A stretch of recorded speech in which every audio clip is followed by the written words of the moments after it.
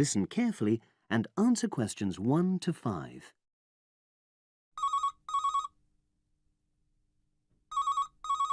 Pinder's Animal Park, hello. Oh, hello. I'm ringing to ask whether you have any jobs available. What sort of work are you looking for? Is that permanent or part-time or... Actually, I'm just looking for temporary work. I'm a student. Oh, right. I'll just get a form and ask you a few questions. Then I'll pass your application on to our recruitment section. Is that okay? Fine, thank you. So, starting with your name. It's Jane Lammerton. Is that Lammerton?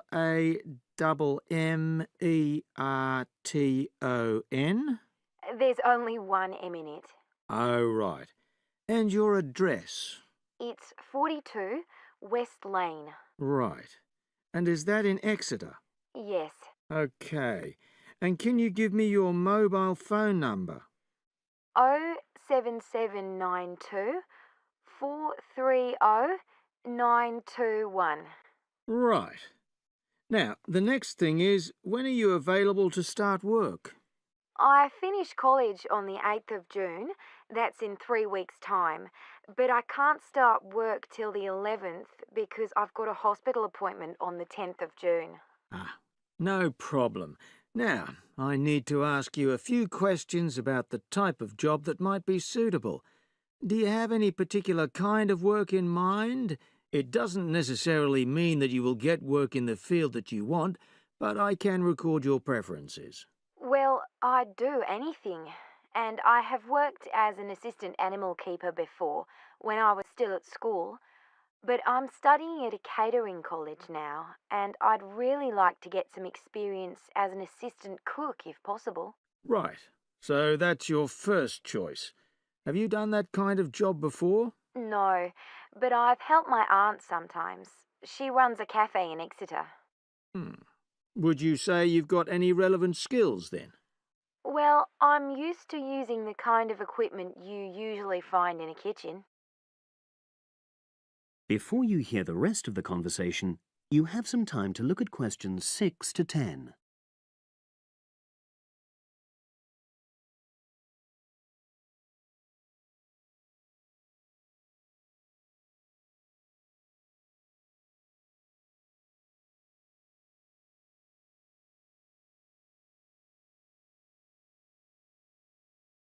Now listen and answer questions 6 to 10.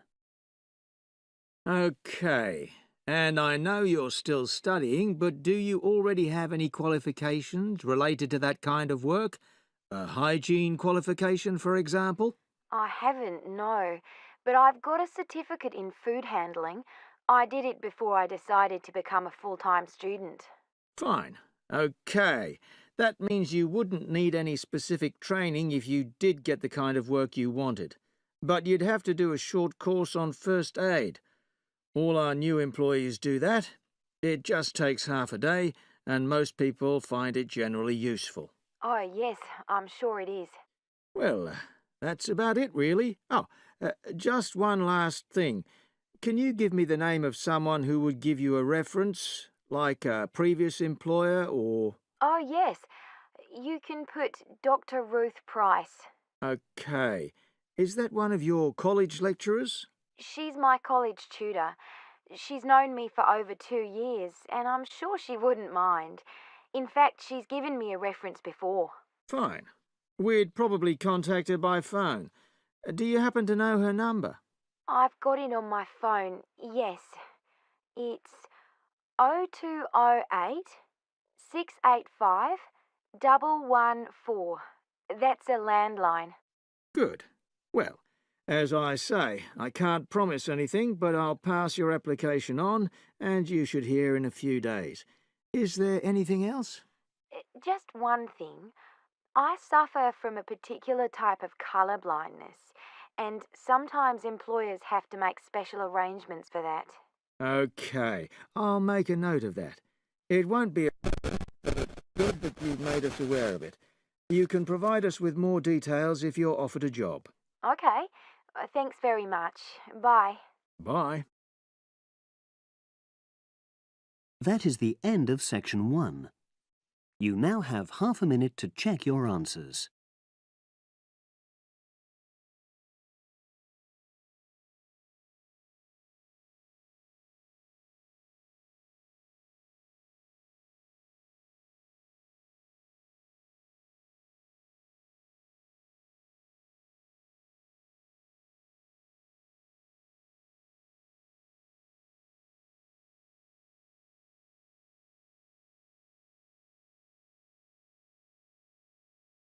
Now turn to section 2.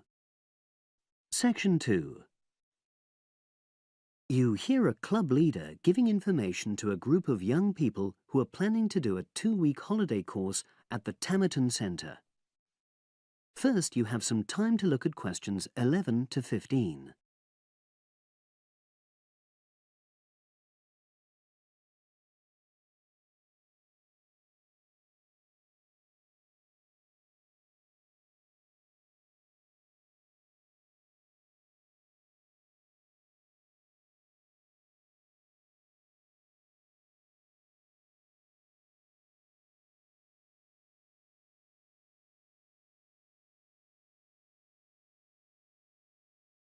Now listen and answer questions 11 to 15. Hello, everyone. I've been asked to talk to you this afternoon about next month's trip to Tamerton Study Center for the 2-week course. Now, some of the things I'm going to say you may have already heard or read about, but I think it's important to emphasize a few key points. First of all, it's worth reminding you why Tamerton was set up in the first place, in the late 1960s. That was really before all the concern with preserving the environment, which everyone talks about these days.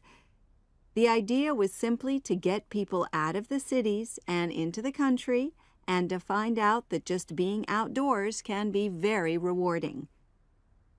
This is not going to be a holiday in the usual sense.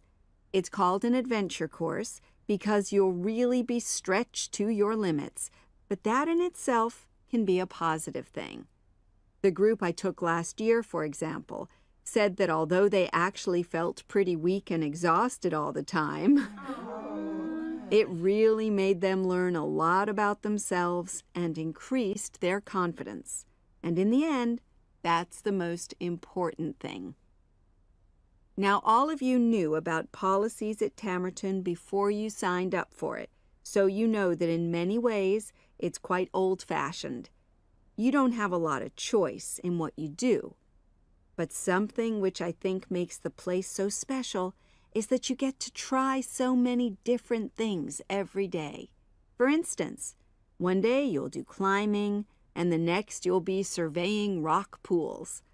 It's not intended that you become an expert in any of them. It's more like a taster, which you can follow up if you want. And there isn't a lot of free time. Organized activities and talks, etc., go on until 9 p.m., and lights go out at 11 p.m.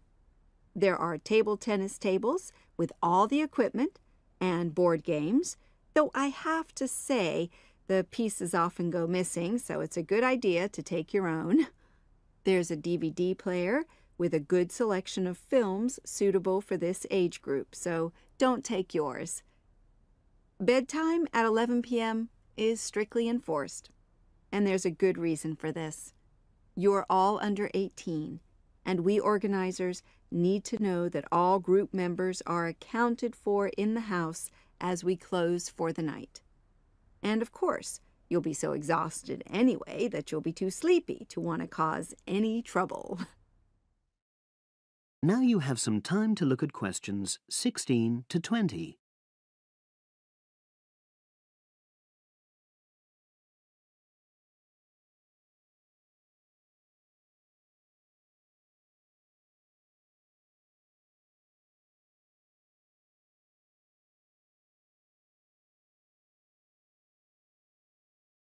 Now listen and answer questions 16 to 20. Now, what should you pack? The information sheet tells you a lot about what clothing to bring. But what about other things? Well, Tamerton House has its own small shop, but anything there is several miles away, so you won't have many opportunities for buying supplies. So in this last part of my talk, I'm going to explain what objects you should take with you to the center, what you can take if you want, and also, very importantly, what you cannot take.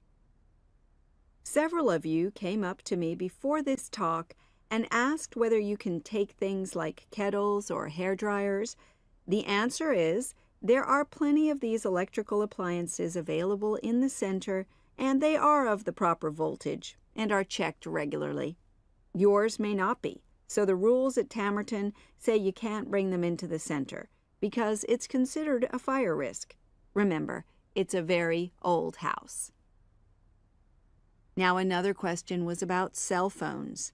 Although you definitely can't have them on during inside talks, you equally definitely need them when you're out on exercises. So they're a must, I'm afraid. Anybody who wishes to talk to me about borrowing a phone for the fortnight, please see me after this talk. Now, the weather's heating up at the moment, and you'll be outdoors a great deal. If you wear proper clothing, especially a hat, sun cream is optional.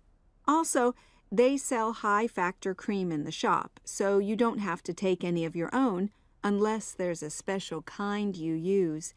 Now, there's a special note about things like deodorants, which come in aerosol cans. I need to tell you that these are banned in the center because apparently they have the habit of setting off the fire alarms. If you want to take an aerosol can, you'll actually be at risk of being told to leave. And finally, people have been asking about whether they need to take towels. Well, the center does provide 1 towel per guest, which you're required to wash yourself. If you're happy with that, then don't bring another. If not, take one of your own. Just remember how much outdoor exercise you'll be doing and how dirty and wet you'll be getting. That is the end of section 2. You now have half a minute to check your answers.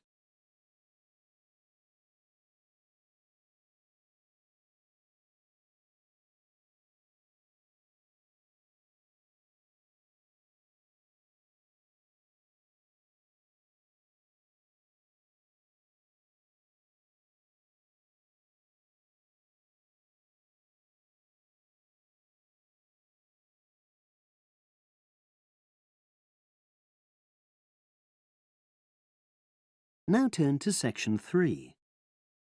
Section 3. You will hear a trainee teacher called Eve talking to her university tutor about her preparations for teaching practice.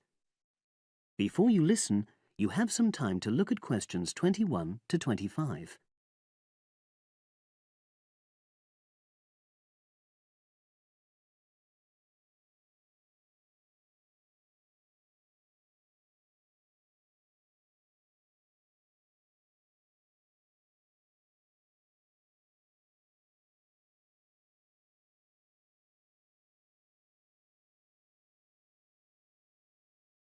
Now listen and answer questions 21 to 25. Hello, Eve. Come in and sit down. How's it going? Fine, thanks.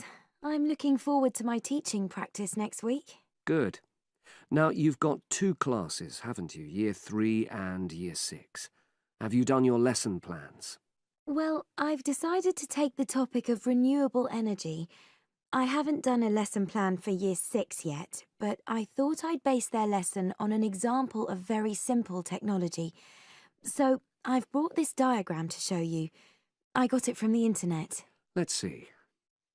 A biogas plant. So this is equipment for producing fuel from organic waste? Yes. The smaller container on the left is where you put the waste you've collected. Right, and from there it's piped into the larger tank. That's right. And that's slurry on the base of the larger tank. Right. And what exactly is slurry? It's a mixture of organic waste and water. So is that pipe at the bottom where the water comes in? Yes, it is. As the slurry mixture digests, it produces gas, and that rises to the top of the dome.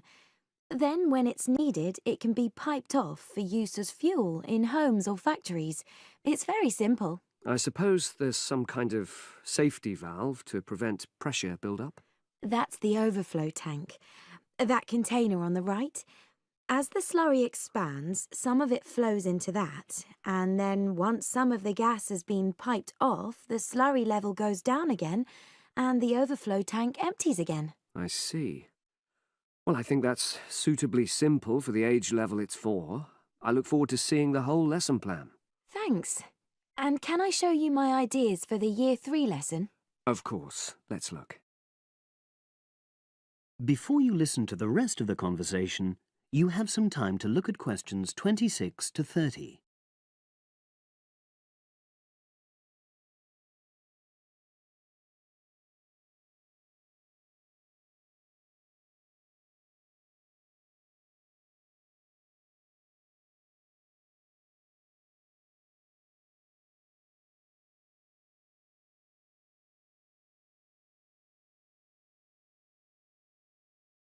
Now listen and answer questions 26 to 30. I thought I'd introduce the topic by writing the word energy on the board and reinforcing the spelling and the pronunciation. Then I'll do a little mime, run on the spot or something, to convey the sense. I'd keep it brief at this stage. Yes, I will. Then I'll wipe the word off and write the question, where does energy come from? And see what the pupils come up with. Fine. I'd suggest that you just brainstorm at this stage and don't reject any of their suggestions. Yes, that's what I was going to do. Then I've produced a set of simple statements like, energy makes cars move along the road, and energy makes our bodies grow. There are 8 altogether. Are you going to give them out as a handout or write them up on the board? First, them up on the board, and then I'll read them out loud. And I'll get the pupils to copy them out in their notebooks. I'll also ask them to think up one more similar statement by themselves and add it to the list. Good idea. After that, I thought I'd vary things a bit by sticking some pictures up of things like the sun and plants and food and petrol and a running child. And I'll get the pupils to work out what order the pictures should come in terms of the energy chain. I think that's a very good idea. You could move the pictures around as the pupils give you directions. Yes, I think they'd enjoy that. And to finish off, I've made a gap fill exercise to give out. They'll be doing that individually, and while they're writing, I'll walk round and check their work. Good. And have you worked out the timing of all that? It'll probably take you right through to the end of the lesson. That is the end of section 3. You now have half a minute to check your answers.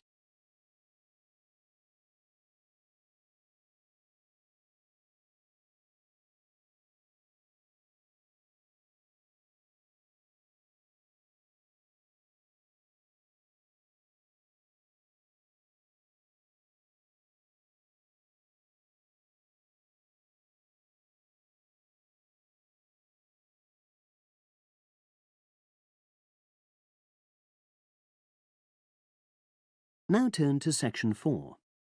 Section 4. You will hear a woman giving a talk at a popular science convention.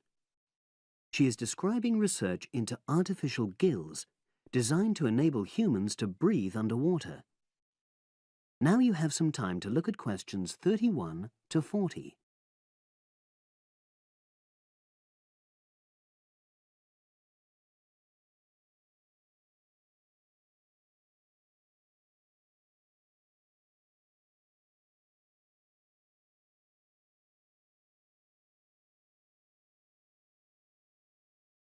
Now listen and answer questions 31 to 40.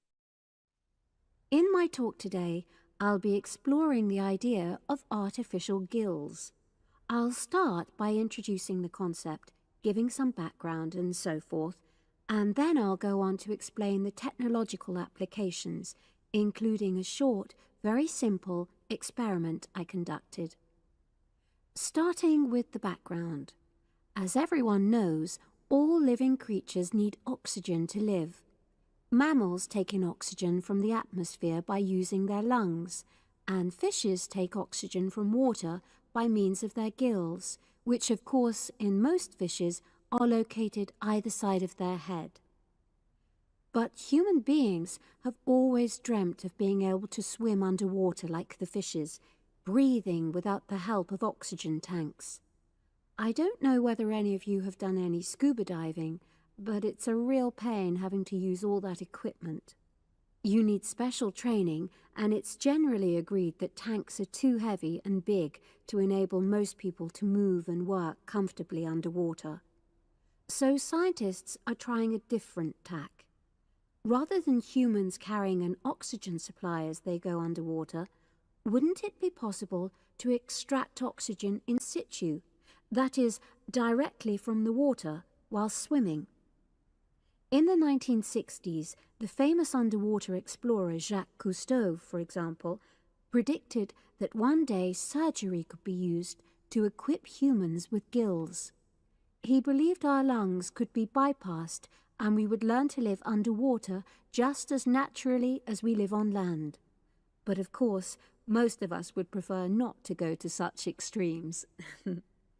I've been looking at some fairly simple technologies developed to extract oxygen from water, ways to produce a simple, practical artificial gill, enabling humans to live and breathe in water without harm. Now, how scientists and inventors went about this was to look at the way different animals handled this. Fairly obviously, they looked at the way fishes breathe, but also how they move down and float up to the surface using inflatable sacs called swim bladders. Scientists also looked at animals without gills, which use bubbles of air underwater, notably beetles. These insects contrive to stay underwater for long periods by breathing from this bubble, which they hold under their wing cases.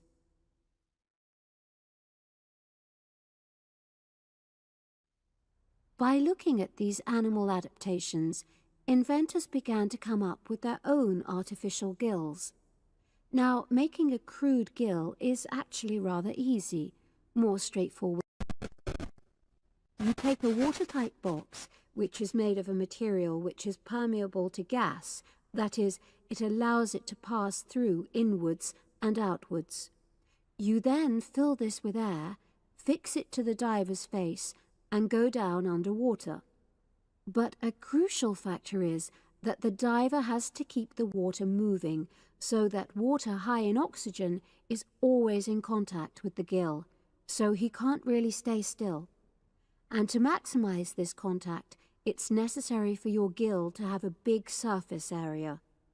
Different gill designers have addressed this problem in different ways, but many choose to use a network or lattice arrangement of tiny tubes as part of their artificial gills.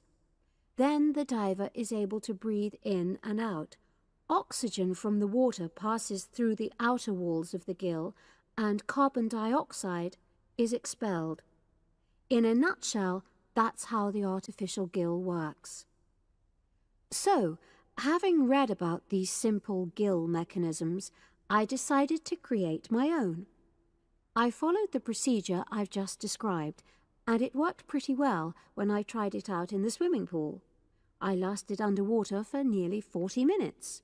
However, I've read about other people breathing through their gill for several hours. So the basic idea works well, but the real limitation is that these simple gills don't work as the diver descends to any great depth, because the pressure builds and a whole different set of problems are caused by that. Research is being done into how these problems might be overcome, but that's another story, which has to be a subject of another talk. Despite this serious limitation, many people have high hopes for the artificial gill, and they think it might have applications beyond simply enabling an individual to stay underwater for a length of time. For example, the same technology might be used to provide oxygen for submarines, enabling them to stay submerged for months on end without resorting to potentially dangerous technologies such as nuclear power. Another idea is to use oxygen derived from the water as energy for fuel cells. These could power machinery underwater, such as robotic devices. So, in my view, this is an area of technology with great potential. Now, if anyone has any questions, I'd be happy to answer. Yes, lady at the... That is the end of section 4. You now have half a minute to check your answers.